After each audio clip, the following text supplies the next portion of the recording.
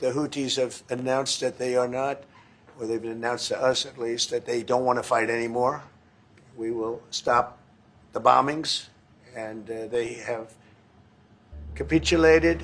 I think it probably was fairly surprising because the Houthi slogan is very clear. It includes death to America.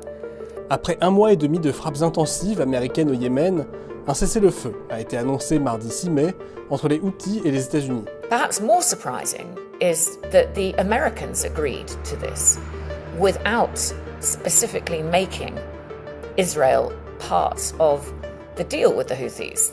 On fait le point sur la situation avec Elisabeth Kendall, l'université de Cambridge. I think there are 4 areas that we need to be a bit wary of in the ceasefire. The first is that Israel is apparently not part of this. So the Houthis have ostensibly agreed to stop launching missiles and drones at shipping in the Red Sea. And that was one of the United States' stated war aims. So, okay, that's done. But it doesn't say anything about whether they'll stop launching them at Israel. The second thing to think about is that there are, of course, anti-Houthi forces inside Yemen. They, of course, are still technically in a civil war against the Houthis. So having America now pull back doesn't help them. And of course, the 2 other things, number 3, the Houthis will certainly frame this as a victory. And so it could even empower them. And lastly, let's remember that the Houthis do have a history of reneging on deals. So I'm not holding my breath for this to work. Mais c'est bien maintenant l'affrontement entre Houthis et Israël qui retient l'attention. It's possible that that will now go on because it's not obviously in this ceasefire between the Houthis and the United States. And it's such a fundamental part of what the Houthis claim to be standing for. If there's no ceasefire in Gaza, and there isn't, there's in fact an expansion of the Israeli campaign in Gaza, then we will continue to target Israel. So that's where we are. I would expect to see more. In launching this campaign against the Houthis, of course, the United States has wrapped up a lot of its reputation and of its military hardware and its rundown munitions stocks.